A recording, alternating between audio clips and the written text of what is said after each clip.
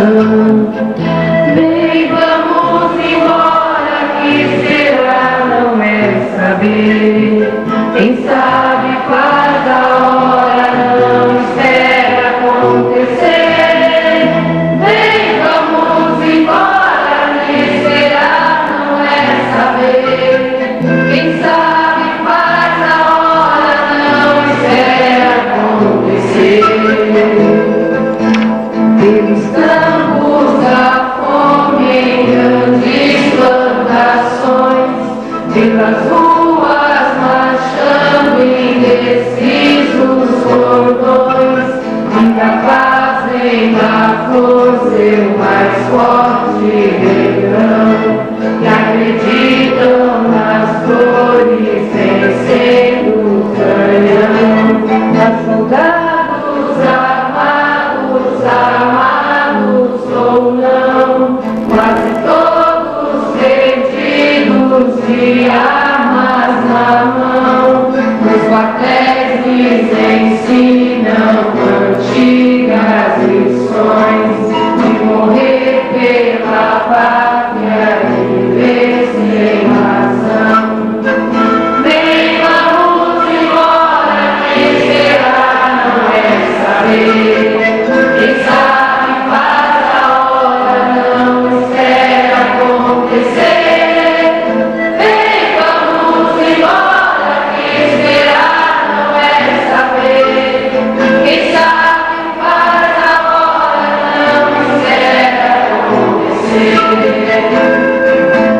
Nas escolas, nas ruas, campos, construções, somos todos soldados armados ou não, caminhando e cantando e seguindo a canção.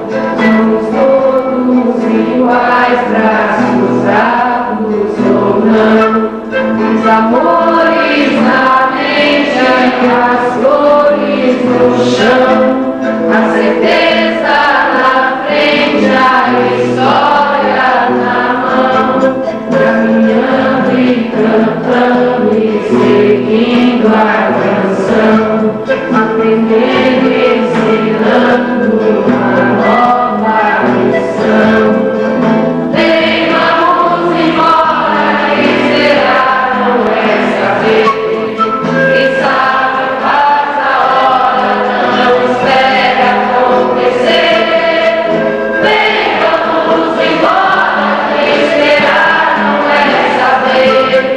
Quem sabe faz a hora, não espera acontecer.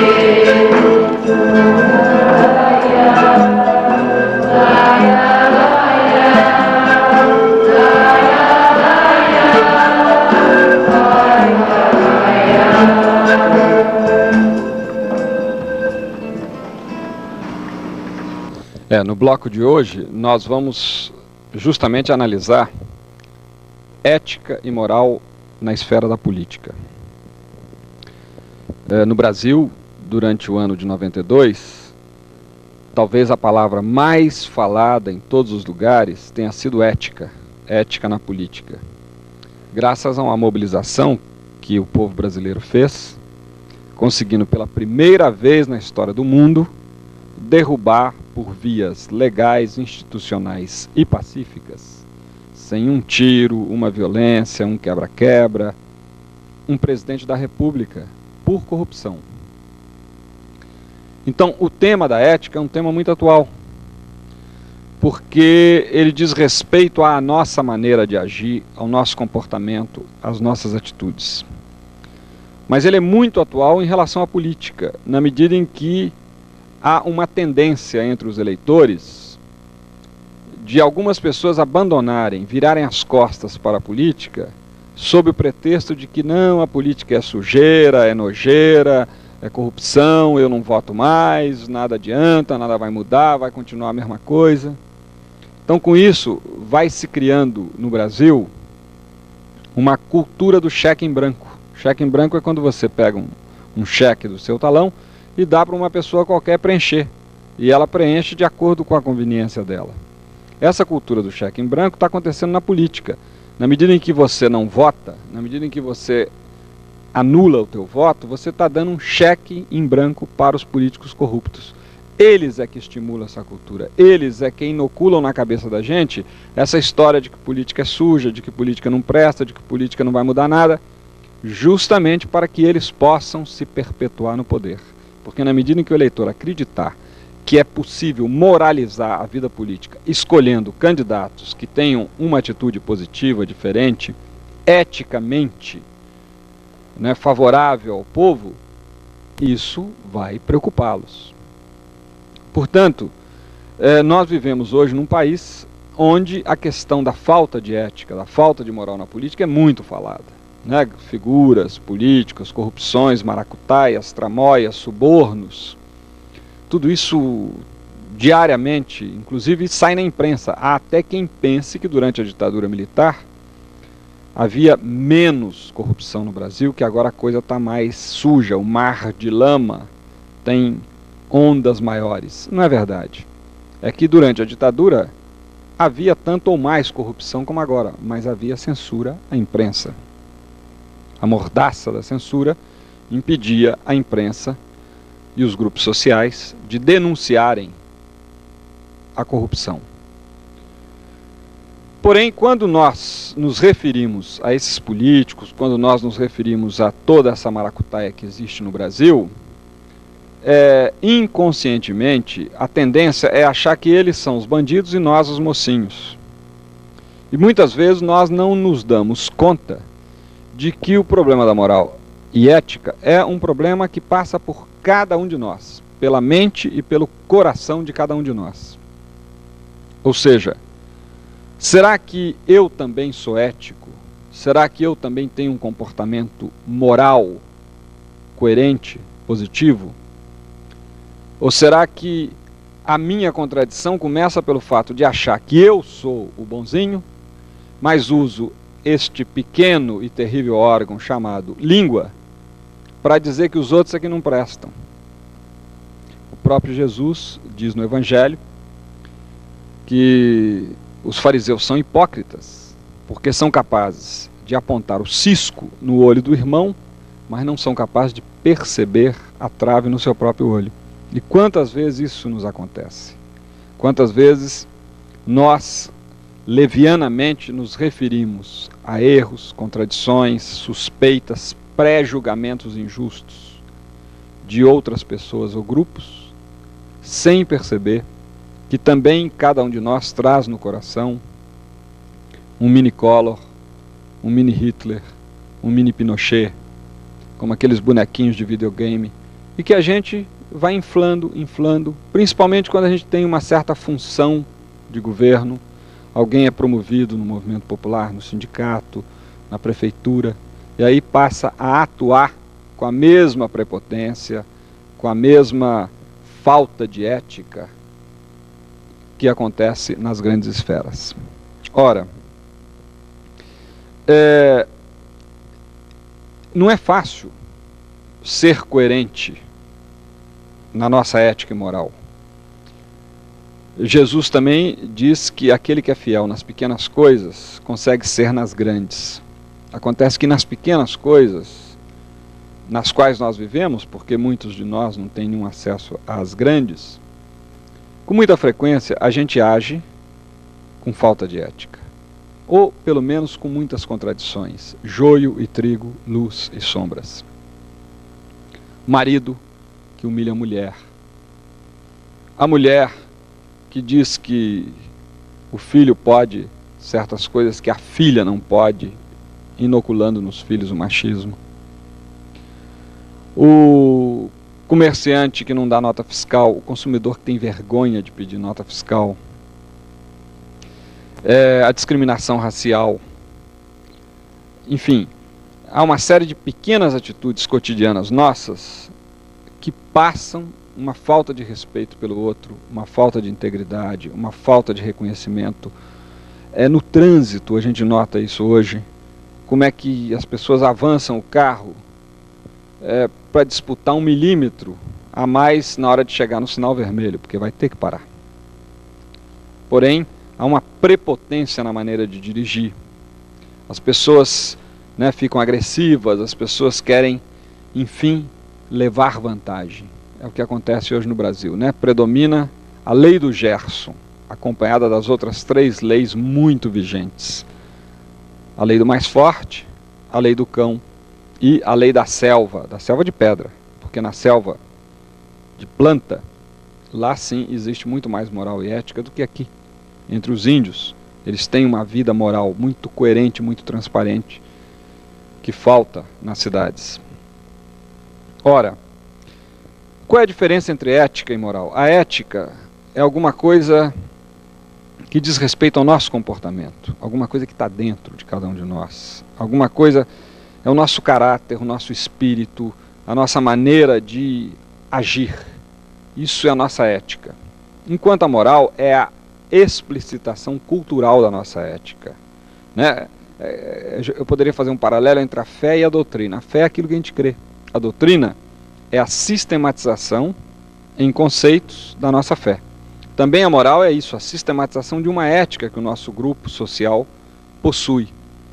De modo que existem morais, várias morais no mundo. Existe a moral católica, que permite que todos os fiéis comam qualquer coisa, porque na moral católica nenhum alimento é considerado impuro. Já na moral judaica, o porco é considerado impuro. Na moral hinduísta, a vaca é considerada impura. Na moral muçulmana, também a carne de porco é considerada impura. A bebida alcoólica é considerada impura. Então, quando a gente muda de cidade, de país, de tempo, de povo, de religião, a gente encontra diferentes morais, diferentes referências morais. Isso é normal, isso não é um problema. O problema é quando eu penso que a minha moral é válida para o mundo inteiro. Quando eu penso que, sabe, a moral do meu povo, da minha época, da minha igreja, tem que se impor aos demais. Aí eu caio no moralismo. Isso é que é o moralismo. Moralismo é quando eu não sou capaz de aprender, respeitar a dimensão moral do outro. Vou dar alguns exemplos. Moralista é o sujeito que diz, não, quem anda nu é imoral. Aí chega diante dos índios, ele não sabe o que dizer. Porque na moral do índio, o corpo é puro. Não há um tratamento, uma visão, uma relação maliciosa com a nudez. Então, é preciso estar na moral do índio. Ou o moralista é aquele que diz, não, eu tenho que impor a você os meus valores, sem perceber quais são os seus valores. Moralista que diz, não, a prostituta não presta, sem perceber que aquela mulher desempregada, expulsa do mercado de trabalho, sem habilidade profissional, é obrigada a vender o seu corpo para manter filhos, manter um pai doente. Jesus não era moralista. Jesus primeiro captava, né, o universo moral das pessoas, a causa, por que a pessoa age assim, e com muita compreensão, muita tolerância, muita misericórdia.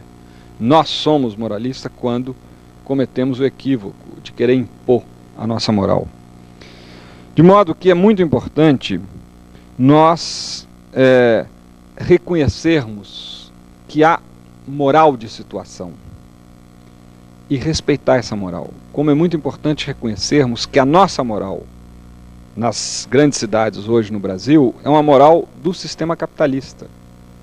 Não é a moral do Evangelho, não é a moral honesta, não é a moral justa, não é a moral correta. É a moral do sistema, porque o principal interesse existente na sociedade em que vivemos, essa sociedade de desigualdades sociais dividida em classes, é a reprodução do dinheiro, do capital.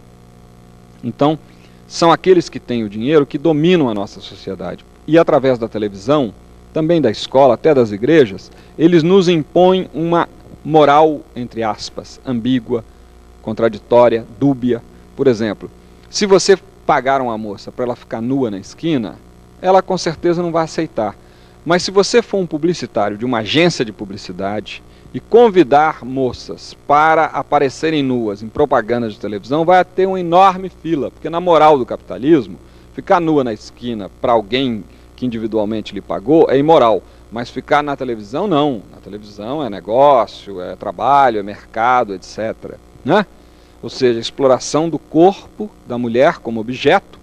E o que é mais estranho, pessoas, homens e mulheres que são feministas, porque o feminismo não é um atributo só das mulheres, também é uma exigência de nós homens, que são feministas, que lutam contra a violência da mulher, por delegacias de mulheres, mas não lutam contra o uso do corpo, o abuso do corpo da mulher na publicidade.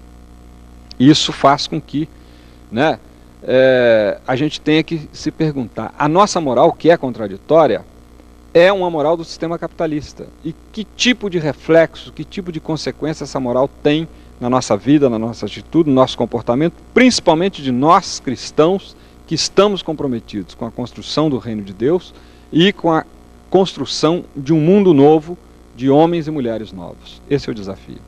Agora, nós vamos trabalhar em grupo. Vamos trabalhar da seguinte maneira. Nós vamos escrever em coluna, numa folha, as seguintes frases: falar mal de outros sem provas ou fundamentos. Segundo, tratar com superioridade os que estão começando. 3. Exigir da mulher que faça todo o serviço de casa. 4. Bater em crianças. 5. Aceitar que o bandido seja linchado ou morto. 6. Usar de trambiques para ganhar eleições. 7. Não prestar conta do dinheiro alheio. 8. Não devolver livros tomados emprestados. 9. Discriminar o outro porque é de religião ou tendência política diferente. 10. Tratar as mulheres como objeto. 11. Ser submissa ao homem como se ele fosse seu senhor. 12. Encher a boca de democracia e praticar o autoritarismo. 13. Impedir a mulher ou o marido de participar da luta. 14. Ser infiel no casamento. 15. Pregar o amor, mas viver com o coração ressentido e negativo. Então você escreveu essas 15 frases, uma debaixo da outra. Agora você vai pôr um X em cada uma que diz respeito à sua prática. Você não vai ter que mostrar para o vizinho, não. De modo que é uma coisa com você e Deus, e a sua consciência. Você marca aí, ó, isso aqui eu tenho cometido, tenho incorrido.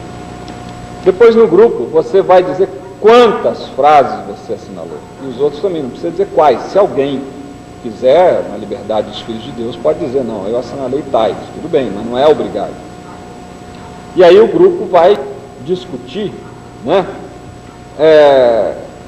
Será que as maracutaias só existem entre os grandes e os poderosos? Quer dizer, por que também entre nós, que estamos querendo construir o reino de Deus, uma proposta de mundo novo, acontecem essas coisas?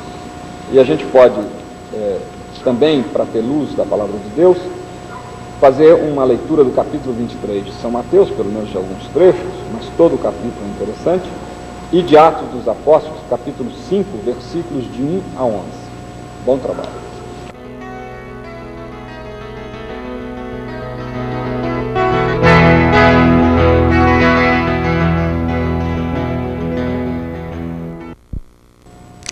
Bem, hoje nós vamos tratar do tema dos desafios da ética na esfera social e na esfera política.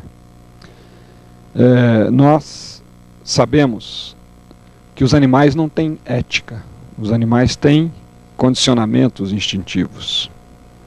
Quando o cachorro sai fora da casa para fazer as suas necessidades, não é porque ele foi educado nesse sentido, como nós usamos o banheiro, é porque ele foi condicionado a fazer isso, porque ele sabe que se fizer dentro da casa ele vai sofrer uma punição. Então, os bichos sabem, mas não sabem que sabem. Nós, bichos, homens e mulheres, somos os únicos animais na face da Terra que sabem, porque nós temos a consciência que é o espaço da nossa liberdade, das nossas opções. Por isso que a formação moral e ética de uma pessoa é muito importante.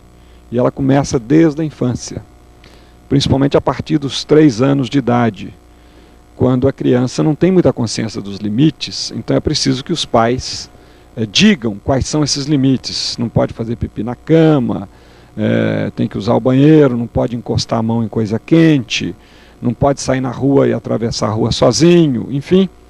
A criança vai sendo educada e tendo consciência do que é bom, o que é ruim, o que é certo, o que é errado, o que é verdade, o que é mentira. Embora essa educação, ela hoje se torne um pouco mais difícil na medida em que a influência que a criança recebe não é só dos pais, também da escola, também dos amigos e sobretudo da televisão.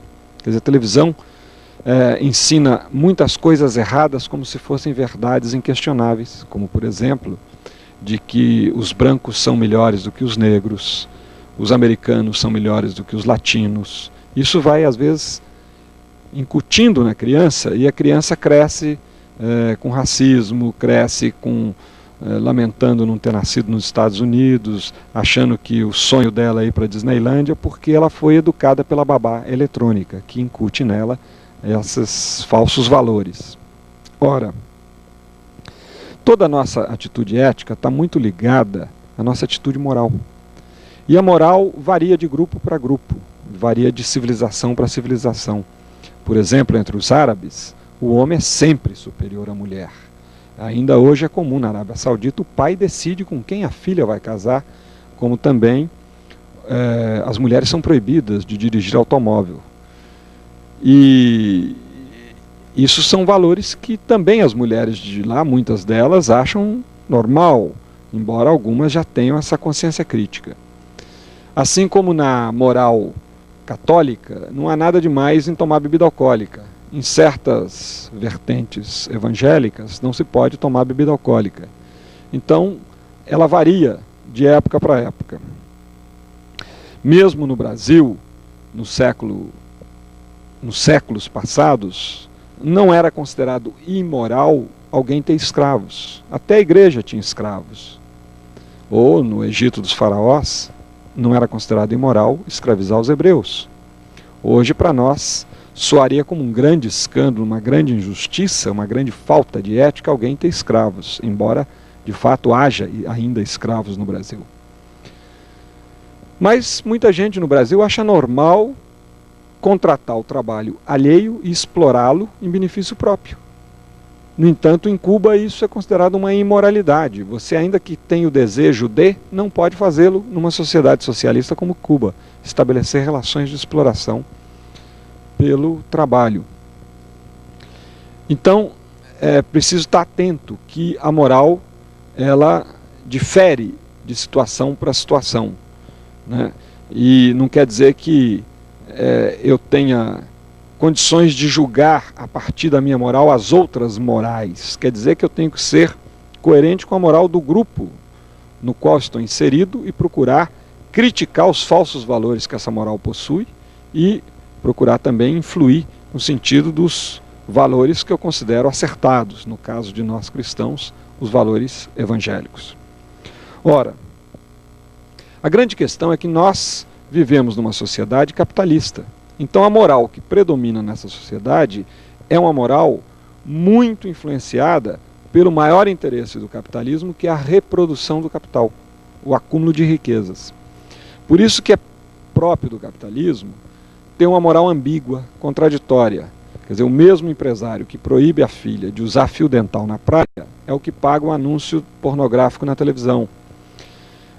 O mesmo comerciante que sonega imposto e aumenta exorbitantemente o preço das mercadorias é o que chama o segurança para bater ou até para matar a criança de rua que roubou uma lata de sardinha na porta da mercearia dele.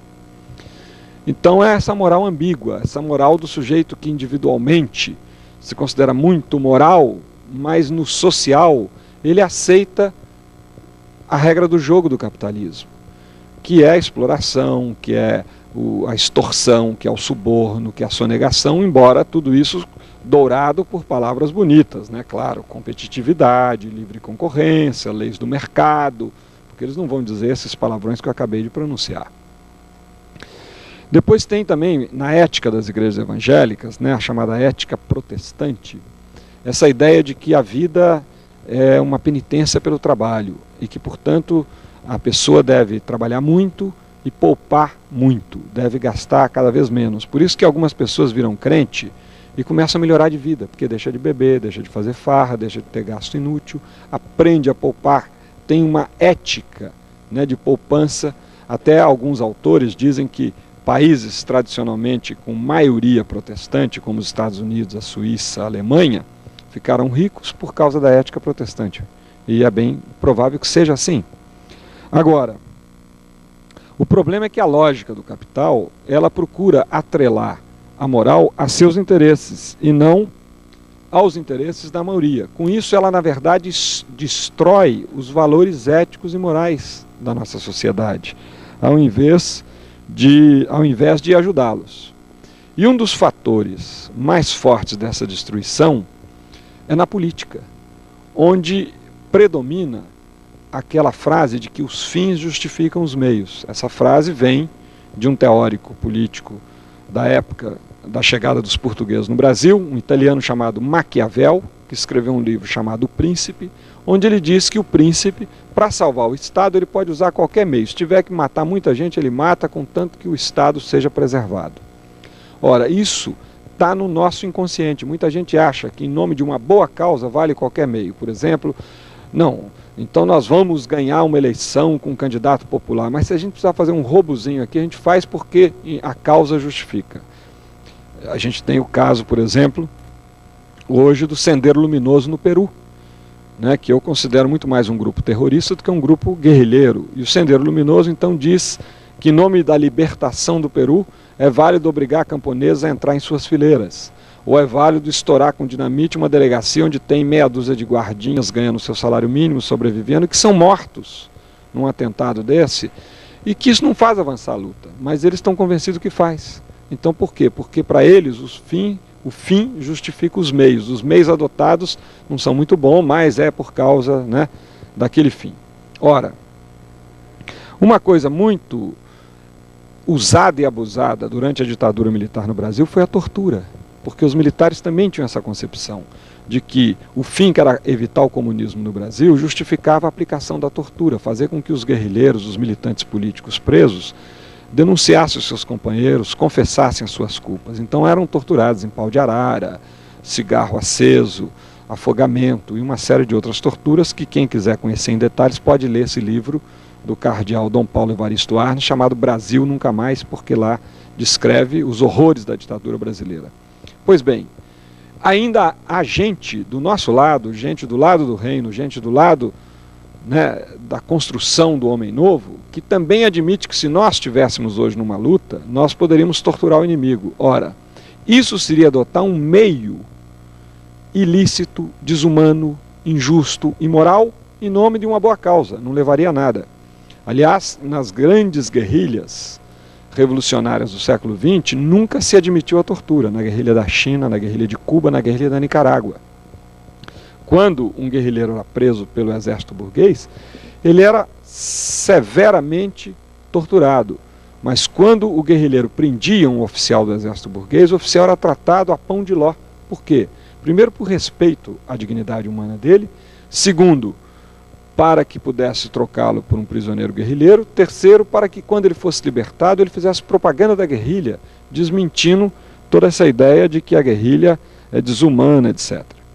Ora, para que a gente chegue a essa prática cotidiana, ética, é uma coisa, como diz Jesus, que a gente tem que aprender no pequeno, no dia a dia, na relação entre nós, nas relações de companheirismo. Então é muito importante a gente estar atento a essa reeducação moral, na medida em que nenhum de nós é suficientemente educado na moral e na ética. É um processo permanente de reeducação em comunidade, no trabalho, com os amigos, por exemplo, a capacidade de saber receber crítica, né? A ousadia de fazer aos companheiros com quem a gente trabalha a pergunta que Jesus fez aos discípulos: o que vocês pensam de mim? E o que o povo pensa de mim? Será que a gente tem coragem de fazer na nossa equipe de trabalho, na nossa comunidade, essa pergunta uma vez por ano? O que vocês pensam de mim? Ouvir a crítica e tal. Então é muito importante isso. E eu queria encaminhar para o trabalho de grupo duas questões. Primeiro, dois casos reais que eu coloco como questão para a discussão de vocês. Um movimento popular recebeu uma verba de um doador. Só que a verba era muito maior do que o projeto que eles haviam feito. Eu quero saber de vocês o seguinte: primeiro cada um responde individualmente, depois vocês socializam e chegam à conclusão como grupo. O que o movimento deveria fazer? Em nome da causa popular, deveria ficar com toda a verba? Segundo, o movimento deveria comunicar ao doador que a quantia era maior do que aquela que havia sido pedida. Terceiro, o movimento devia pedir ao doador licença para doar o excedente a um outro movimento. Quarto, o movimento deveria devolver ao doador o excedente. Quinto, os dirigentes do movimento deveriam embolsar o excedente. Então vamos chegar a uma conclusão como grupo. A segunda questão também, infelizmente, é comum. João é casado com Maria e João teve que ir a um encontro em outro estado. Lá ele encontrou Lúcia, que era um participante daquele encontro. E os dois resolveram transar achando que não tinha nada demais. É válido. João admitiria que Maria também indo ao encontro transasse com outro companheiro? Qual é a implicação dessas questões afetivas, emocionais, na nossa luta política? Será que não tem nenhuma? Será que tem? Né? Porque a gente vê, às vezes, na militância, problemas de separação, de reconstrução da vida afetiva, com certos reflexos. Só que a gente não tem discutido isso suficientemente. Então é bom também discutir o pessoal com o social, o individual com o político. Boa sorte.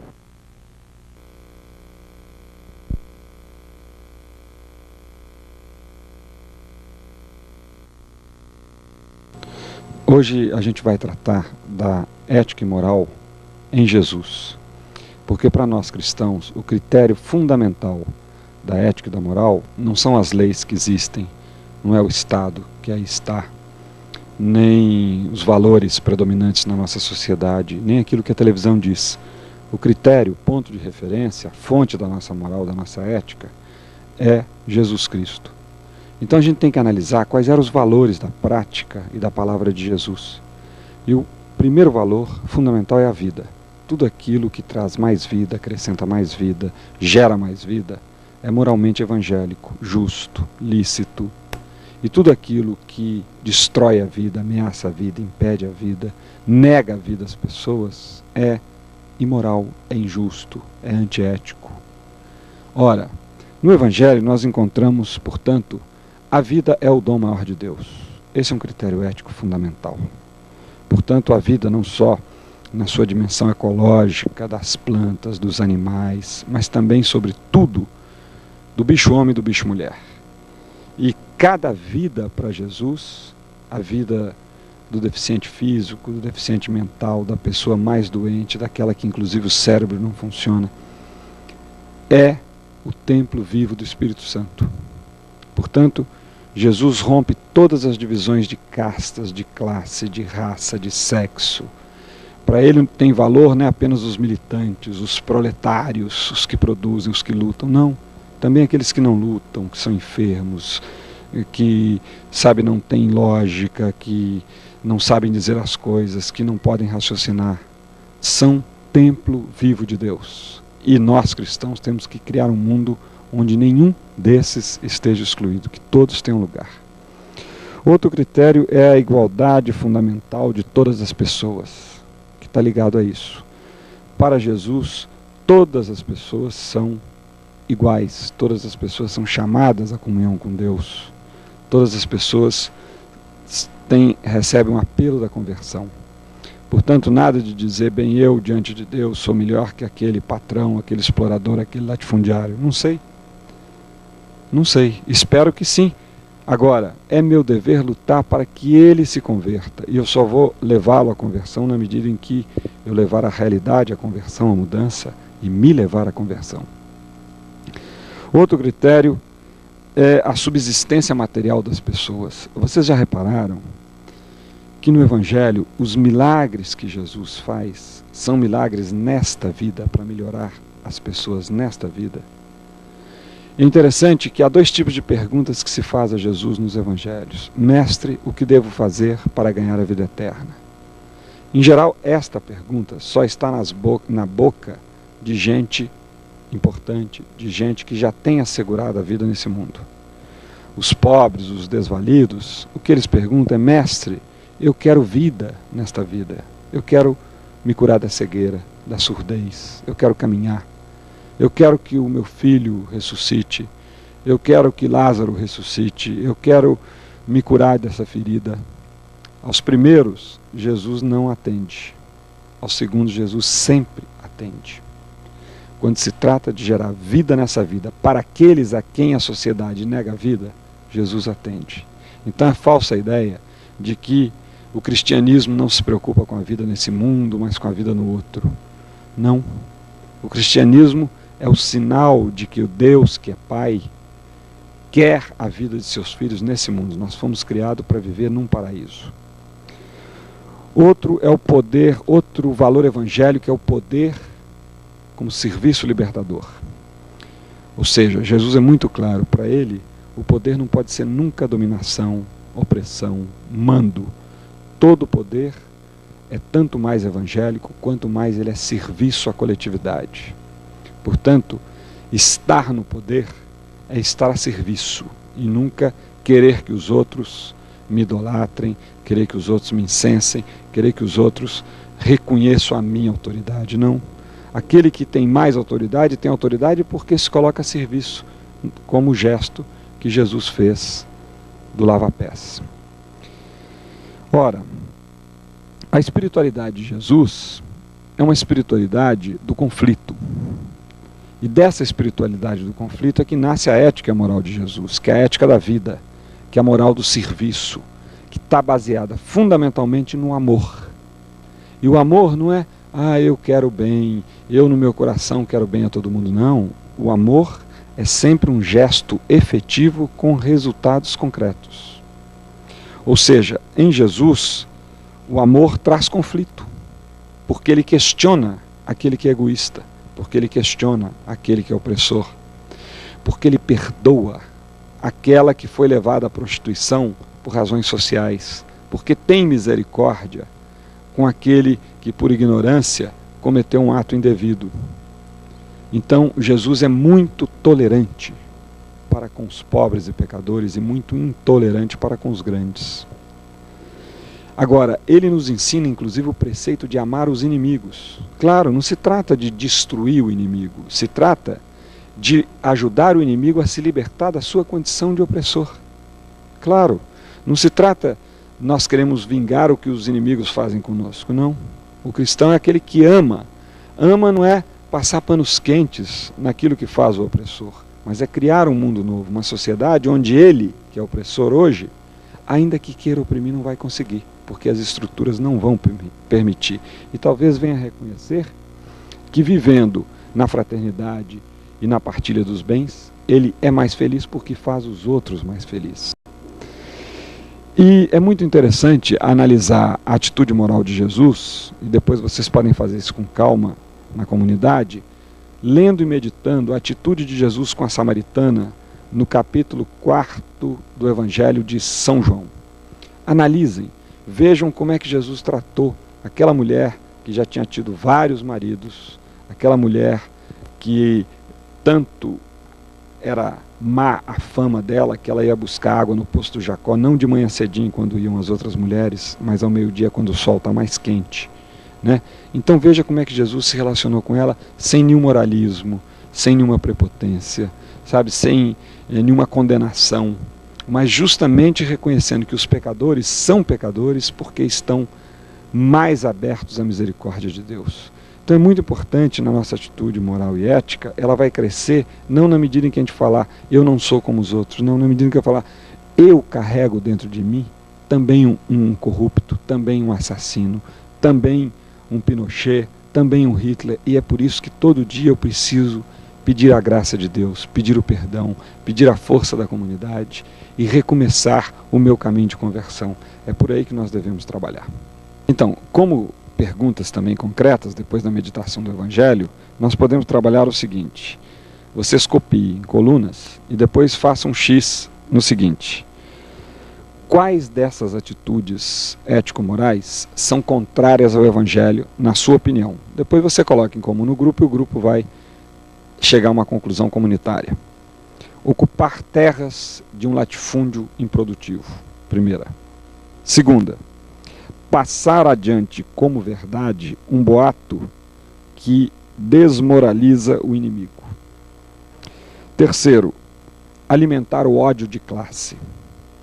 4. Manipular o resultado de uma eleição para impedir que o inimigo vença. 5. não levar em conta no projeto de libertação da sociedade as prostitutas e os que contraíram o vírus da AIDS. E 6, a igreja cuidar da salvação da alma e o Estado cuidar do corpo. Quais dessas atitudes você considera que são contrárias ao Evangelho e quais que recebem apoio e inspiração no Evangelho? Vamos trabalhar e a gente pode usar como referência da palavra de Deus, Lucas capítulo 3, versículo de 1 a 18, Mateus capítulo 25, versículo de 31 a 46, e a primeira carta aos Coríntios, capítulo 13, versículo 1 a 13. Vamos lá.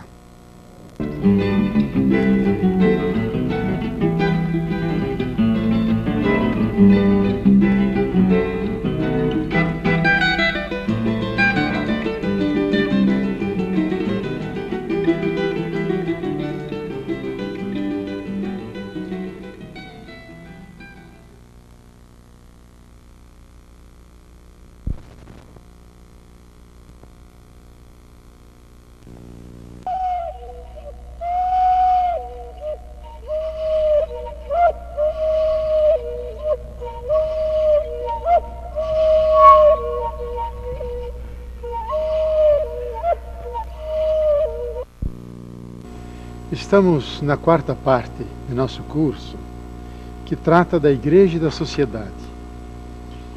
E dentro desse tópico, abordaremos o tema da ecologia, no seu aspecto político, teológico e espiritual. Vamos abordar o tema da ecologia em 3 subblocos. No primeiro bloco, abordaremos a ecologia, a sua problemática fundamental, nos seus dados. O segundo bloco abordará o tema da ecologia no seu aspecto de ética e de espiritualidade.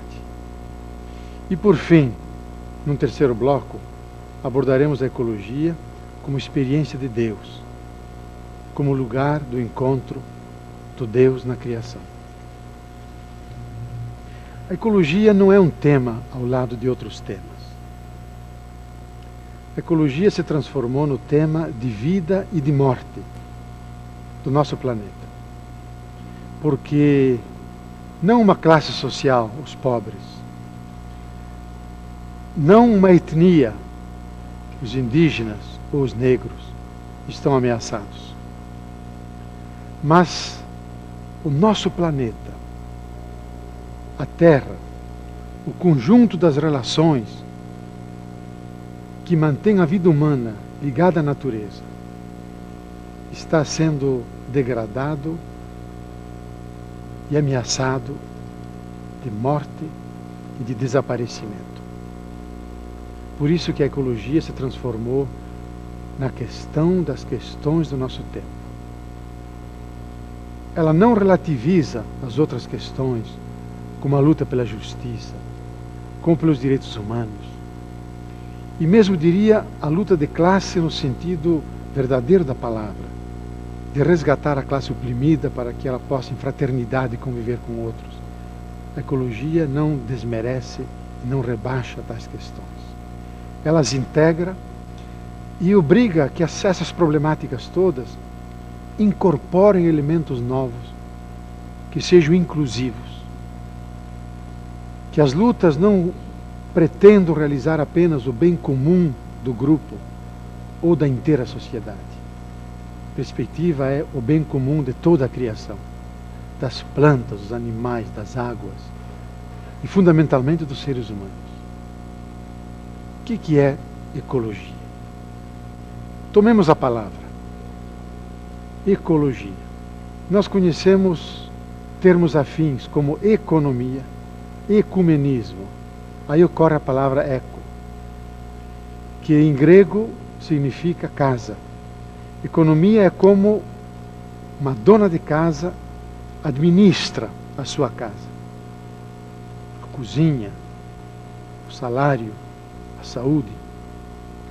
Ecologia é como nós administramos a casa humana, que não é apenas a casa material, onde a família vive. A casa humana hoje é ampliada, é o planeta Terra inteiro. É a totalidade dos seres da criação que estão interrelacionados uns para com os outros, formando uma teia enorme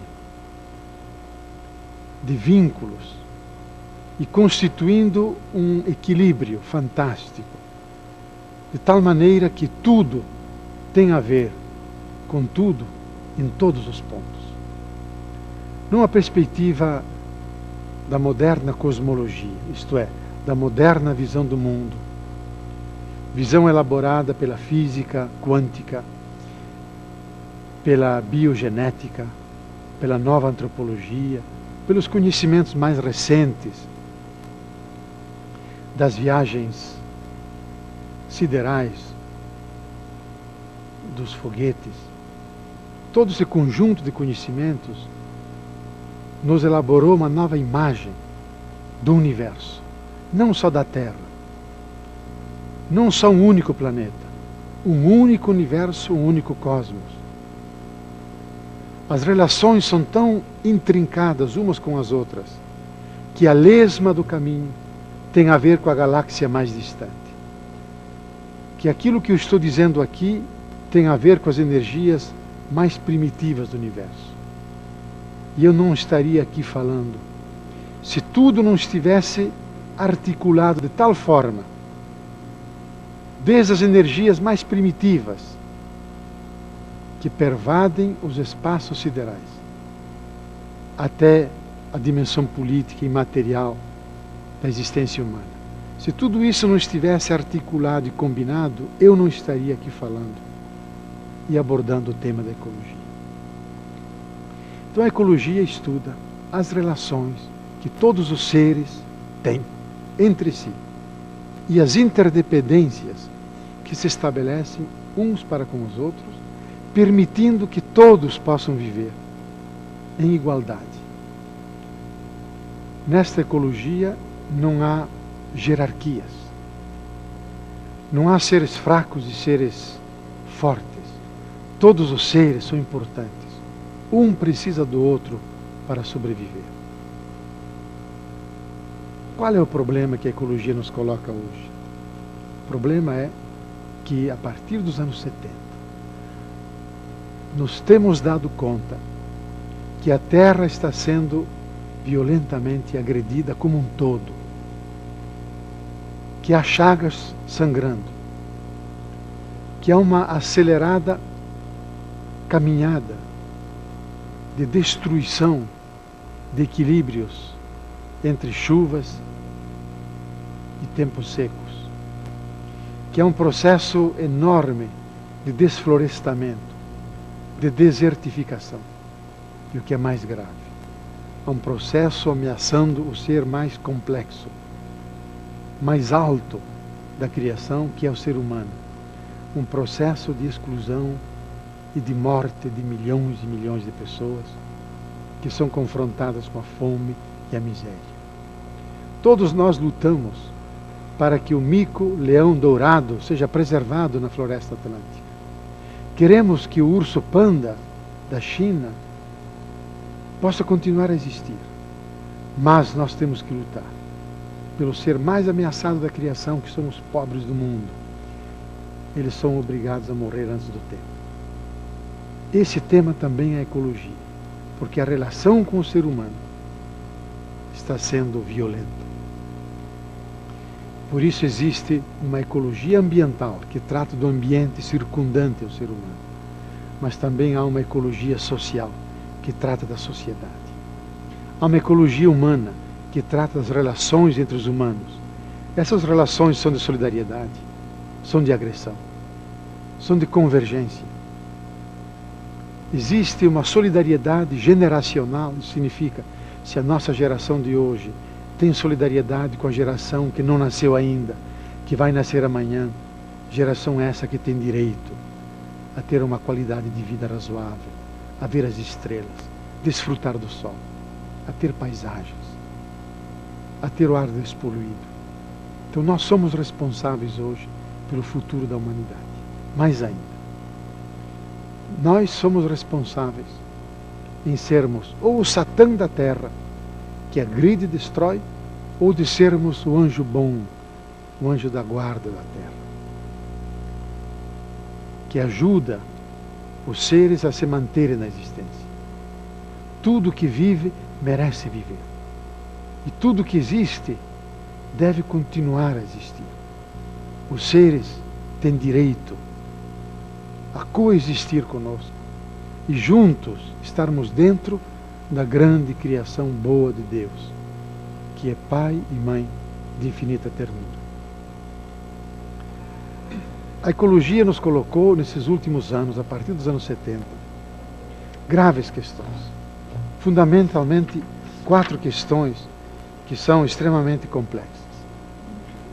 A questão das chuvas ácidas, o processo de industrialização que tomou conta de todos os países do mundo, produz a poluição do ar, a injeção de elementos químicos que se combinam com o ar e caem em formas de chuvas ácidas, que afeta os rios, os lagos, que produz a morte das florestas. E essas chuvas ácidas e esta poluição da atmosfera não conhecem fronteiras. As florestas da Escandinávia estão morrendo pela industrialização alemã. Ou as florestas da Finlândia estão definhando pelas indústrias ao redor de Leningrado.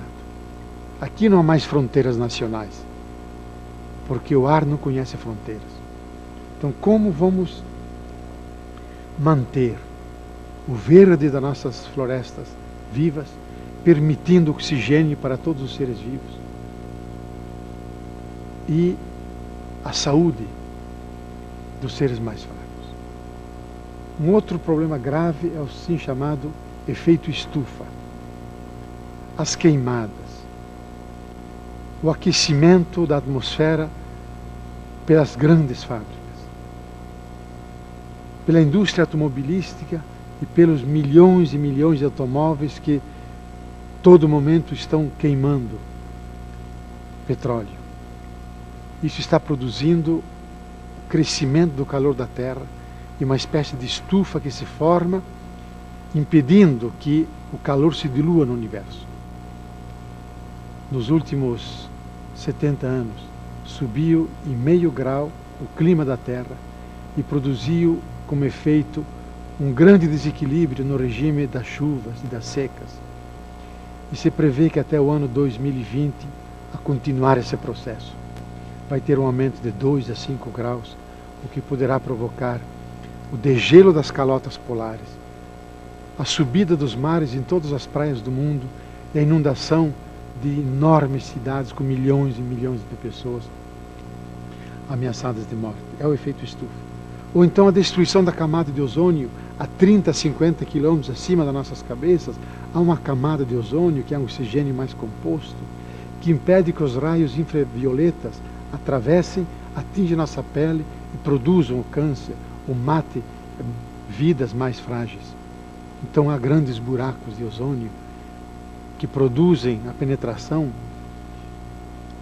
desses raios violetas e a multiplicação em muitas regiões dos Estados Unidos e da Europa de 15 a 17% do normal de câncer de pele e outras doenças que provém da falta de imunidade, da falta de proteção do ser humano. Então essas questões são colocadas pela ecologia. E outra grande questão também é o crescimento populacional do mundo desenfreado. A Terra tem condições de alimentar todos esses. E não se trata apenas da população que cresce, mas do nível de consumo. Por um americano que nasce, ele consome aquilo que consome 21 africanos. Aquilo que uma criança europeia consome, 22 crianças da Somália consomem.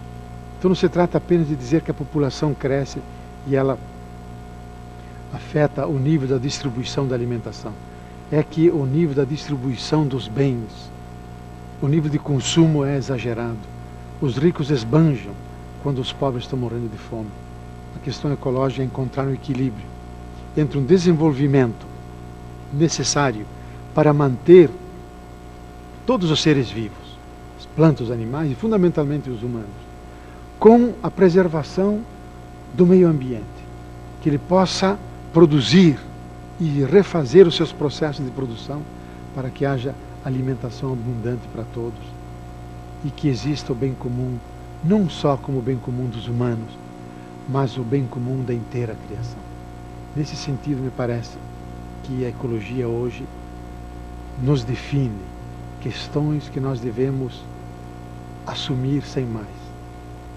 Caso aceitemos a luta pela sobrevivência. Não há uma arca de Noé que salve alguns e deixa outros perecerem. Agora, ou nos salvamos todos juntos ou perecemos todos juntos. Daí que os cristãos, os partidos, as ideologias, os movimentos devem se perguntar em que nós colaboramos. Não para garantir o nosso futuro, mas para garantir o futuro comum da humanidade, do planeta Terra. Em função dessas questões, seria interessante perguntarmos, para aprofundarmos, em que medida nós conscientizamos a luta pelos direitos humanos, pela justiça social, a luta social dos movimentos de periferia, de negros, de mulheres, pela terra, pelo índio. Em que medida essa luta toda, que é histórica entre nós, ela incorpora a questão da natureza, ela incorpora a questão do meio ambiente, da qualidade de vida, das águas, do ar, do verde, e fundamentalmente, em que medida nós temos o cuidado de manter relações fraternas, igualitárias, solidárias com os seres humanos, porque também isso é ecologia, equilíbrio e não desequilíbrio e agressão. E uma segunda questão que me parece importante: em que medida nós questionamos as nossas cidades, a forma de desenvolvimento, se ele é uma máquina que vai produzir morte ou é uma máquina que protege a vida. E como nós devemos mudar a nossa crítica, a nossa visão das coisas, elaborar uma atitude mais benevolente, de mais veneração e respeito, para que a nossa presença seja uma presença benfazeja e de promessa, e não uma agressão e um empecilho à coexistência com os demais seres, especialmente os humanos.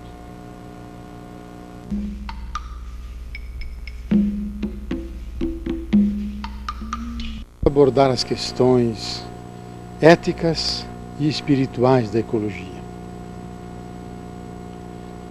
A percepção mais clara que vai crescendo nas pessoas é esta: que o perigo hoje da Terra é global e que por isso a salvação também deve ser global. E essa salvação está sendo encaminhada em várias frentes, que vai desde uma perspectiva mais exterior, técnica, passa pelas dimensões do poder político, nos projetos de industrialização, atravessa também a dimensão da sociedade, como a sociedade, as cidades, o campo se organizam para preservar mais e mais uma relação benevolente e protetora da vida, até chegar a uma dimensão mais profunda, uma ecologia da mente, do espírito, o ser humano que estabelece uma nova aliança com a criação, uma aliança que procura incluir todos os elementos, e o ser humano renuncia àquele pedestal que o fazia senhor sobre as coisas, para se transformar junto com as coisas, irmão e irmã de todos os elementos da terra, como viveu de forma extremamente exemplar São Francisco de Assis. Um primeiro caminho que tenta encaminhar a questão ecológica passa pela técnica. A ciência e a técnica são os grandes agressores iniciais da natureza, porque nos últimos 500 anos os seres humanos desbravaram todos os oceanos, penetraram em todas as florestas, desvendaram os segredos da matéria, desceram até o átomo, os elementos infraatômicos, e enviaram sondas que estão circulando pelo espaço sideral a milhões e milhões de quilômetros de distância, enviando mensagens para a Terra. A atitude que está por detrás é do ser humano que quer domesticar a natureza, quer impor limites, quer submetê-la a seus pés. Então esse projeto que trouxe grandes benefícios, nos trouxe a luz elétrica, nos trouxe o vídeo, nos trouxe a televisão, nos trouxe a comodidade de todos os nossos eletrodomésticos, também tem o seu outro lado. Tudo isso teve que ser pago em forma de extração das riquezas da terra, que não são mais renováveis, como o petróleo, como os minérios. Implicou o desflorestamento de enormes regiões que hoje estão se desertificando e por isso deixando a terra exposta a ela não poder mais refazer os seus equilíbrios.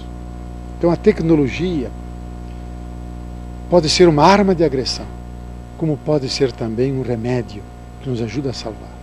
Então se está desenvolvendo mais e mais uma ecotecnologia, isto é, fábricas, processos produtivos, que não implique agressão na atmosfera, que não implique desmatamento, que não implique a favelização dos operários. E mesmo aquelas indústrias mais pesadas e sujas desenvolvem filtros, formas de limitar o mais possível os efeitos negativos, o preço, a taxa de iniquidade que pagamos em agressão, e transforma a tecnologia mais assimilável socialmente e mais ligada aos processos da vida. Praticamente todos os países têm uma legislação rigorosa que defende as florestas, os rios, que evita a poluição atmosférica. É importante essas medidas, mas elas, na verdade, não vão à raiz do problema, que elas não atacam a perspectiva de fundo, que é a atitude de agressão, de senhoria do universo. Por isso se passa a um segundo caminho, que é uma ética política, que é uma ecopolítica. Significa políticas governamentais, dos grandes industriais, das grandes iniciativas privadas, de sempre considerarem que o desenvolvimento é plenamente humano e aceitável quando ele incorpora a natureza como um elemento de produção boa de qualidade de vida, que implica o respeito aos seres que não são eliminados e nem excluídos quando chega o ser humano com a sua cidade, com o seu novo bairro, com os seus ônibus, com as novas fábricas que estão sendo implantadas. Então as políticas hoje, elas têm que ser políticas de industrialização que incorporam o fator ecológico. Entretanto, percebemos que muitas vezes, quando há um conflito entre uma fábrica que traz desenvolvimento na região, mas que simultaneamente implica desmatamento, deslocação de grandes populações, que normalmente a solução quebra para o lado da ecologia. Se renuncia às florestas, se renunciam à defesa das populações e se implanta aí a fábrica porque queremos desenvolvimento. Então aí se questiona, que desenvolvimento nós queremos que seja integral, que seja realmente humano e seja bom não só para nós, mas seja bom também para a atmosfera, seja bom para as plantas, seja bom para os pássaros e animais. As políticas cada vez mais devem ser ecopolíticas. E o ser humano cada vez mais integrado a esses novos cidadãos que moram nas suas cidades, que são as plantas, que são as nuvens, que são as estrelas, que são as rochas. Que seria uma cidade se ela não tivesse todo o contorno ecológico da paisagem, do verde, do ar respirável? Há cidades como o centro do México, ou durante épocas no ano o centro de São Paulo, onde a população não pode ver as estrelas, não pode ver a lua, devido à poluição. Nós devemos, às gerações futuras, herdar um universo saudável, porque elas têm direito de desfrutar desse universo, participar dos seus ciclos. E por isso devemos desenvolver uma solidariedade generacional, isto é, uma solidariedade com as gerações que hoje existem e aquelas que ainda não nasceram amanhã. Há uma terceira dimensão que me parece importante, que é a dimensão de uma ecologia da mente. O universo não está só lá fora, como montanha, como sol, como floresta, como paisagem. Ele está também dentro, como emoção. Todos nós temos a imagem do sol, da lua, a paisagem ridente da casa paterna, as árvores da nossa infância, os rios dos nossos passeios, estão dentro de nós como emoção, como paisagem interior. E quando nós alimentamos uma relação benevolente, de respeito com a natureza, nós desenvolvemos em nós forças de congraçamento, de fraternidade. E colocamos sob controle instintos de agressão. Porque a agressão que nós dirigimos, ou que o sistema de produção dirige contra a classe operária, ele também se estende contra a natureza, se estende contra as pessoas. Então, a ecologia da mente que faz? Ela diz, devemos fazer um duplo processo de reconversão. Tratar daqueles demônios que estão dentro de nós, que é a ganância, de acumular bens, de dominar a terra, de desflorestar, de possuir, dominar esses demônios em nós. Porque nós não somos só seres de interesses, seres de desejo de possuir, também somos seres de solidariedade, seres que querem comunhão, uma convivência pacífica com a realidade. Então desenvolver em nós toda uma dimensão nova para com o universo, de tal maneira que o resultado seja o novo encantamento. Que a gente possa se extasiar diante de um pôr do sol, que a gente possa se alegrar diante de uma floresta, diante de uma plantação, diante de uma integração feliz entre um parque e uma cidade. E fundamentalmente colocar sob controle processos que foram restando como resquícios, ficando dentro de nós, da primitiva infância que carregamos ao largo da vida. Por exemplo, quando nós somos crianças, dizemos, aquilo que não se vê não existe. A sujeira que eu coloco debaixo do tapete, ela não existe. Na verdade, ela existe, está escondida. Por isso, muitas vezes, navios carregados de elementos nucleares, de lixo atômico, depositam esse lixo atômico no profundo do mar, porque aí ninguém vê, com a ilusão de que, porque não vemos, não existe. Na verdade, esse lixo atômico permanece ali por milhares de anos, irradiando energia nuclear negativa que afeta as algas, os peixes, as águas e, finalmente, o ser humano. Outras vezes, nós não alimentamos o cuidado com as coisas. Nós temos o cuidado do nosso mundo, nosso corpo, a nossa roupa, a nossa casa. E aquilo que está fora, na rua, a cidade, o campo, que não é o nosso mundo, nós descuidamos, jogamos lixo, maltratamos. Devemos desenvolver em nós a atitude de cuidado do planeta, da terra, como a nossa casa. E aí estabelecer um elo de profunda relação de irmãos e irmãs. Nós temos a mesma origem, viemos da terra, somos filhos da terra. Tem o mesmo destino, caminhamos juntos com todos os seres, para nós cristãos, para o seio amoroso, bendito de Deus. Então essa perspectiva é importante de desenvolvermos essa ecologia da mente. Mas existe também uma outra dimensão, que é uma dimensão de uma ecologia da ética. A ética sempre tem a ver com os comportamentos humanos. Que comportamento humano nós estamos desenvolvendo? Nós podemos dizer, todo comportamento humano que favorece vida, que permite desabrochar a vida, começar pela vida humana, também a vida das plantas, dos pássaros, dos animais, das águas, tudo aquilo que se orienta para a vida, na sua defesa e promoção, é eticamente bom. Tudo aquilo que ameaça a vida, encurta a vida, exclui a vida, não vai pelos caminhos da solidariedade e da comunhão, isso é mal. Então devemos desenvolver